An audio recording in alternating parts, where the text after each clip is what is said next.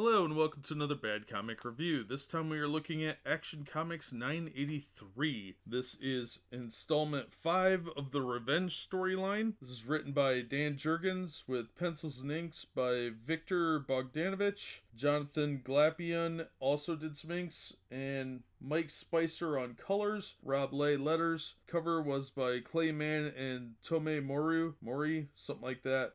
Mike Cotton was the editor. Now, we pick up where we left off. This time the supers are out front of the Fortress of Solitude. Reinforcements are backing Superman up, while Zod and his revenge squad are out front. They are having a little dialogue, and then the beatdown starts. And it is pretty brutal. They're getting their butts kicked. Supergirl gets distracted, staring off into space, wondering what Superman is doing, and she gets blindsided by Cyborg. Lana Lang is apparently Superwoman. I really got to catch up on these things. And the Eradicator takes her down. Meanwhile, Blank is tricking Chinese fake Superman into getting hit by a giant snowball, and Steel and Metallo are going at it, but Superman is getting his butt kicked by Zod. Zod figures out his disability and takes advantage of that. Meanwhile, he discovers that Lois and Jonathan exists, and just when they think they're about to escape, the shuttle that goes out gets zapped down by Zod, and it just goes downhill from there. The villains get a hold of the Phantom Projector and end on a cliffhanger where our heroes are sent to the Phantom Zone, as well as Cyborg, Superman, and Eradicator, because somebody has to go find what General Zod wants. Not a happy moment for the team. Okay, so that's the plot synopsis. Now, the cover is actually really cool. I don't really know anything about Diversity Hire Superman, but Supergirl's always cool. Steel,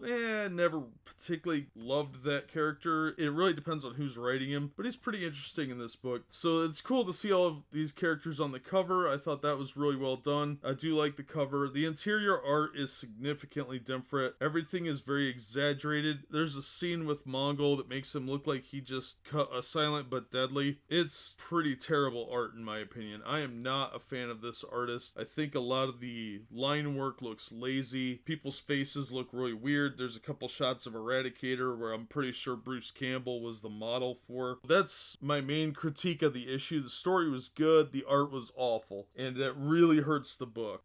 I'm still really enjoying it, and I want to jump into the next part. So as soon as I'm done with this recording, I'm going to do that. So I'm going to wrap it up here. This is a definite recommend. This storyline is fantastic. It continues to be interesting, and I haven't been disappointed by any of the parts of it. So I'm going to recommend this one, and hopefully the next issue will be just as good. But that'll do it for me. As always, thank you so much for listening and supporting the channel. If you like what we're doing, hit the like button and consider subscribing so you don't miss any future episodes. And we hope to see you on the next one.